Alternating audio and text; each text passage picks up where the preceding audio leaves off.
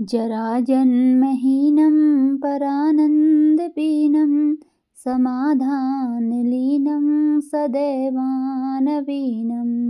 जगज्जन्महेतुं सुरानीककेतुं त्रिलोकैकसेतुं भजेऽहम्। अर्थात जो जन्म और मृत्यु से मुक्त है, जो परमानंद से भरे हुए हैं, जिनका मन हमेशा स्थिर और शांत रहता है, जो हमेशा नूतन प्रतीत होते हैं, जो इस जगत के जन्म के कारक हैं, जो देवताओं की सेना के रक्षक हैं और जो तीनों लोकों के बीच सेतु हैं, उन भगवान विष्णु को मैं बारंबार भजता हूँ। जय श्री हरि, जय सिया राम, ओम नमः शिवाय। सभी भक्तों को प्यार भरा नमस्कार। भक्ति संसार यूट्यूब चैनल पर आप सभी का स्वागत है। भगवान श्री हरि की कृपा सदैव आपके जीवन पर बनी रहे। आपका दिन मंगलमय हो, आपका जीवन मंगलमय हो, आपका ध्यान, आपकी आस्था और विश्वास इसी प्रकार भगवान के श्री चरणों पर हमेशा बना रहे। इन्हीं शुभकामनाओं के साथ प्रारंभ करते हैं आज की वीडियो। श्रीमद् भागवत गीता के 12वें अध्याय के महात्म्य के बारे में सबसे पहले हम जानेंगे। श्रीमद् भागवत गीता के 12वें अध्याय को भक्ति योग के नाम से जाना जाता है। इसके महात्म्य को जानने के बाद 12वें अध्याय का अध्ययन करेंगे। तो प्रारंभ करते हैं वीडियो। भगवान शिव श्रीमद् भागवत गीता के 12वें अध्याय का महात्म्य माता गौरी को सुनाते हुए बोलते हैं। दक्षिण में कोल्हापुर नाम का एक महत्वपूर्ण पवित्र स्थान है, जहाँ भगवान की दिव्य पत्नी महालक्ष्मी का मंदिर स्थित है। महालक्ष्मी की सभी देवता निरंतर पूजा करते हैं। वह स्थान सभी इच्छाओं को पूरा करने वाला है। रुद्रगया भी वहीं स्थित है। एक दिन एक युवा राजकुमार वहां आया। उसका शरीर सोने के रंग का था। उसकी आंखें बहुत सुंदर थी, उसके कंधे बहुत मजबूत थे और उसकी छाती चौड़ी थी। उसकी भुजाएं लंबी और मजबूत थी। जब वे कोल्हापुर पहुंचे तो सबसे पहले वे मणिकंठ तीर्थ नामक झील पर गए, जहां उन्होंने स्नान किया और अपने पूर्वजों की पूजा की। और फिर वे महालक्ष्मी के मंदिर गए, जहां उन्होंने अपना दंडवत प्रणाम किया और फिर प्रार्थना करने लगे। हे देवी, जिसका हृदय दया से भरा है, जिसकी पूजा तीनों लोकों में की जाती है और जो सभी सौभाग्य की दाता और सृष्टि की जननी है, आपकी जय हो। हे सभी जीवों के आश्रय, हे सभी इच्छाओं को पूरा करने वाली, आप भगवान अच्युत की अद्भुत ऊर्जा हैं, जो तीनों लोकों का पालन कर रही है। आप सर्वोच्च देवी हैं। हे भक्तों की रक्षक, आपकी जय हो। हे देवी, यह आप ही हैं जो भक्तों की इच्छाओं को पूरा करती हैं और यह आप ही हैं जो उन्हें भगवान अच्युत की सेवा में लगाती हैं। हे देवी, तीनों लोकों के कल्याण और रक्षा के लिए आप अंबिका, ब्राह्मी, वैष्णवी, माहेश्वरी, बाराही, महालक्ष्मी, नरसिंही, इंद्री, कुमारी, चंडिका, लक्ष्मी, सावित्री, चंद्रकला, रोहिणी, परमेश्वरी जैसे अनेक रूप धारण करती हैं।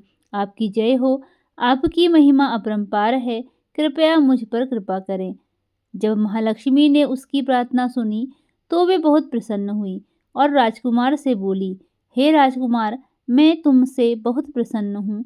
कृपया मुझसे अपने मन की इच्छा के अनुसार कोई भी वरदान मांगो। उस राजकुमार ने कहा, हे तीनों लोकों की माता, मेरे पिता राजा बृहदत्त अश्वमेध नामक प्रसिद्ध यज्ञ कर रहे थे, लेकिन उस यज्ञ को पूरा करने से पहले ही वह बीमारी के कारण मर जाते हैं और इससे पहले कि मैं उस अश्वमेध यज्ञ को पूरा कर पाता, किसी ने उस घोड़े को चुरा लिया जो पूरी दुनिया में घूम चुका था और जिसे उस अश्वमेध में बलि के लिए शुद्ध किया गया था। मैंने उस घोड़े की खोज में सभी दिशाओं में लोगों को भेजा, लेकिन वे उसे खोजने में असमर्थ थे। तब मैंने पुजारी से आपकी मदद के लिए प्रार्थना करने की अनुमति ली, और यदि आप मुझसे प्रसन्न हैं तो कृपया मुझे बताएं कि मैं उस घोड़े को कैसे वापस पा सकता हूँ और अग्नि यज्ञ को पूरा कर सकता हूँ और इस प्रकार अपने पिता की इच्छा पूरी कर सकता हूँ। महालक्ष्मी ने कहा, हे महान राजकुमार, मेरे मंदिर के द्वार पर एक उच्च कोटि के ब्राह्मण रहते हैं, जिन्हें सिद्ध समाधि के नाम से जाना जाता है, वे आपकी इच्छा पूरी कर सकेंगे। जब राजकुमार ने महालक्ष्मी के ये शब्द सुने तो वह सिद्ध समाधि के निवास स्थान पर गया और उन्हें प्रणाम किया। प्रणाम करने के बाद वह सिद्ध समाधि के सामने हाथ जोड़कर चुपचाप खड़ा हो गया। तब सिद्ध समाधि ने कहा, तुम्हें माँ महालक्ष्मी ने यहाँ भेजा है, इसलिए मैं तुम्हारी इच्छा पूरी करूँगा। फिर कुछ मंत्रों का जाप करते हुए सिद्ध समाधि ने सभी देवताओं को अपने सामने बुलाया। उस समय राजकुमार ने देखा कि सभी देवता सिद्ध समाधि के सामने खड़े हैं और उसके निर्देशों की प्रतीक्षा कर रहे हैं। तब सिद्ध समाधि ने उन देवताओं से कहा, हे देवों, इस राजकुमार का घोड़ा जिसे उसने अपने बलिदान के लिए तैयार रखा था, रात में भगवान इंद्र द्वारा चुरा लिया गया था। कृपया अब उस घोड़े को वापस लाओ। तुरंत ही वे देवता उस घोड़े को उसके सामने ले आए, जिसके बाद सिद्ध समाधि ने उन्हें विदा किया।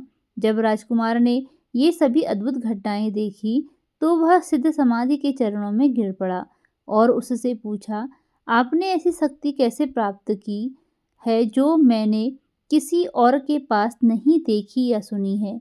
हे महान ऋषि, कृपया मेरी प्रार्थना सुने। मेरे पिता राजा बृहद्रथी अश्वमेध यज्ञ आरंभ करते समय अप्रत्याशित रूप से मर गए थे, लेकिन इसलिए मैंने उनके शरीर को शुद्ध उबले हुए तेल में रखा। कृपया यदि आप चाहें तो उन्हें पुनः जीवित कर दीजिए। यह सुनकर सिद्ध समाधि ने थोड़ा हंसते हुए कहा, चलो हम उस स्थान पर चलें जहां आपने अपने पिता का शरीर रखा है।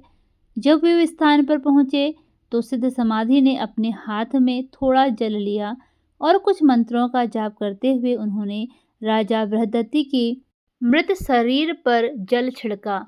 जैसे ही वह जल उसके शरीर को छू गया, राजा उठ बैठे और सिद्ध समाधि ने पूछा, हे महान भक्त, आप कौन हैं?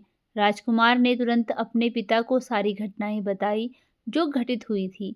जब राजा ने वह वर्णन सुना तो उन्होंने बार बार सिद्ध समाधि को प्रणाम किया और उनसे पूछा, ऐसी दिव्य शक्तियों को प्राप्त करने के लिए उन्होंने कौन सी तपस्या की थी। राजा की जिज्ञासा सुनकर सिद्ध समाधि ने कहा, मेरे प्यारे राजा बृहद्रथी, मैं प्रतिदिन श्रीमद् भागवत गीता के 12वें अध्याय का पाठ करता हूँ। उस महान भक्त के वचन सुनकर राजा ने सिद्ध समाधि से श्रीमद् भागवत गीता का 12वां अध्याय सीखा। कालांतर में राजा और उसके पुत्र दोनों भगवान कृष्ण के चरण कमलों को प्राप्त हुए। अनेक अन्य व्यक्तियों ने श्रीमद् भागवत गीता के 12वें अध्याय का नित्य पाठ करके सर्वोच्च लक्ष्य भगवान कृष्ण के चरण कमलों की भक्ति प्राप्त की है। इसी के साथ श्रीमद् भागवत गीता के 12वें अध्याय का महात्म्य समाप्त होता है। अब बढ़ते हैं 12वें अध्याय की ओर, जो कि भक्ति योग है। अर्जुन ने पूछा, हे भगवान, जो विधि आपने बताई है उसी विधि के अनुसार अनन्य भक्ति से आपकी शरण होकर आपके सगुण साकार रूप की निरंतर पूजा आराधना करते हैं। अन्य जो आपकी शरण न होकर अपने भरोसे आपके निर्गुण निराकार रूप की पूजा आराधना करते हैं, इन दोनों प्रकार के योगियों में किसे अधिक पूर्ण सिद्ध योगी माना जाए? मय्यावेश्य मनो ये माम नित्य युक्ता उपासते श्रद्धया पर्योपेतास्ते मे युक्त तमामताः।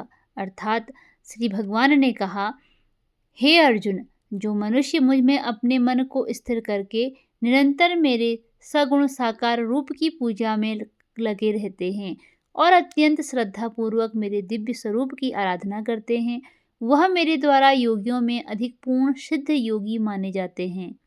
लेकिन जो मनुष्य मन बुद्धि के चिंतन से परे परमात्मा के अविनाशी, सर्वव्यापी, अकल्पनीय, निराकार, अचल, स्थिर स्वरूप की उपासना करते हैं, वह मनुष्य भी अपनी सभी इंद्रियों को वश में करके सभी परिस्थितियों में समान भाव से और सभी प्राणियों के हित में लगे रहकर मुझे ही प्राप्त होते हैं।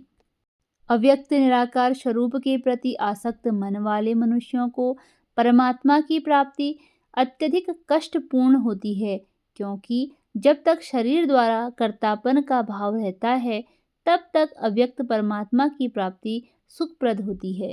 परंतु हे अर्जुन, जो मनुष्य अपने सभी कर्मों को मुझे अर्पित करके मेरी शरण होकर अनन्य भाव से भक्ति योग में स्थित होकर निरंतर मेरा चिंतन करते हुए मेरी आराधना करते हैं, मुझ में स्थिर मन वाले उन मनुष्यों का मैं जन्म मृत्यु रूपी संसार सागर से अति शीघ्र ही उद्धार करने वाला होता हूँ। हे अर्जुन, तू अपने मन को मुझ में ही स्थिर कर और मुझ में ही अपनी बुद्धि को लगा। इस प्रकार तू निश्चित रूप से मुझ में ही सदैव निवास करेगा, इसमें किसी प्रकार का संदेह नहीं है। हे अर्जुन, यदि तू अपने मन को मुझ में स्थिर नहीं कर सकता है तो भक्ति योग के अभ्यास द्वारा मुझे प्राप्त करने की इच्छा उत्पन्न कर। यदि तू भक्ति योग का अभ्यास भी नहीं कर सकता है तो केवल मेरे लिए कर्म करने का प्रयत्न कर। इस प्रकार तू मेरे लिए कर्मों को करता हुआ मेरी प्राप्ति रूपी परम सिद्धि को ही प्राप्त करेगा। यदि मेरे लिए तू कर्म भी नहीं कर सकता है तो मुझ पर आश्रित होकर सभी कर्मों के फलों का त्याग करके समर्पण के साथ आत्म स्थित महापुरुष की शरण ग्रहण कर उनकी प्रेरणा से कर्म स्वतः ही होने लगेगा। बिना समझे मन को स्थिर करने के अभ्यास से ज्ञान का अनुशीलन करना श्रेष्ठ है। ज्ञान से ध्यान श्रेष्ठ समझा जाता है और ध्यान से सभी कर्मों के फलों का त्याग श्रेष्ठ है, क्योंकि ऐसे त्याग से शीघ्र ही परम शांति की प्राप्ति होती है। अद्वेष्टा सर्वभूतानां मैत्रः करुण एव च निर्ममो निरअहंकारः समदुःख सुखः क्षमी। अर्थात जो मनुष्य किसी से द्वेष नहीं करता है, सभी प्राणियों के प्रति मित्र भाव रखता है, सभी जीवों के प्रति दया भाव रखने वाला है, ममता से मुक्त, मिथ्या अहंकार से मुक्त, सुख और दुख को समान समझने वाला और सभी के अपराधों को क्षमा करने वाला है। जो मनुष्य निरंतर भक्ति भाव में स्थिर रहकर सदैव प्रसन्न रहता है, दृढ़ निश्चय के साथ मन सहित इंद्रियों को वश किए रहता है और मन एवं बुद्धि को मुझे अर्पित किए हुए रहता है, ऐसे भक्त मुझे प्रिय होता है। जो मनुष्य न तो किसी के मन को विचलित करता है और न ही अन्य किसी के द्वारा विचलित होता है, जो हर्ष, संताप और भय चिंताओं से मुक्त है, ऐसा भक्त भी मुझे प्रिय होता है। जो मनुष्य किसी भी प्रकार की इच्छा नहीं करता और शुद्ध मन से मेरी आराधना में स्थित है, जो सभी कष्टों के प्रति उदासीन रहता है और जो सभी कर्मों को मुझे अर्पण करता है, ऐसे भक्त मुझे प्रिय होता है। जो मनुष्य न तो कभी हर्षित होता है, न ही कभी शोक करता है, न ही कभी पछताता है और न ही कामना करता है, जो शुभ और अशुभ सभी कर्म फलों को मुझे अर्पित करता है, ऐसे भक्ति में स्थित भक्त मुझे प्रिय होता है। जो मनुष्य शत्रु और मित्र में, मान तथा अपमान में समान भाव में स्थित रहता है, जो सर्दी और गर्मी में, सुख तथा दुख आदि द्वंद्वों में भी समान भाव में स्थित रहता है और जो दूषित संगति से मुक्त रहता है, जो निंदा और स्तुति को समान समझता है, जिसकी मन सहित सभी इंद्रियां शांत हैं, जो हर प्रकार की परिस्थिति में सदैव संतुष्ट रहता है और जिसे अपने निवास स्थान में कोई आसक्ति नहीं होती, ऐसा स्थिर बुद्धि के साथ भक्ति में स्थित मनुष्य मुझे प्रिय होता है। परंतु जो मनुष्य इस धर्म रूपी अमृत का ठीक उसी प्रकार से पालन करते हैं जैसा मेरे द्वारा कहा गया है और जो पूर्ण श्रद्धा के साथ मेरी शरण ग्रहण किए रहते हैं, ऐसी भक्ति में स्थित भक्त मुझको अत्यधिक प्रिय होता है। इस प्रकार उपनिषद, ब्रह्म विद्या तथा योग शास्त्र रूप श्रीमद् भागवत गीता के श्री कृष्ण अर्जुन संवाद में भक्ति योग नाम का 12वां अध्याय संपूर्ण हुआ। मिलते हैं अगली वीडियो में अगले अध्याय के साथ। धन्यवाद।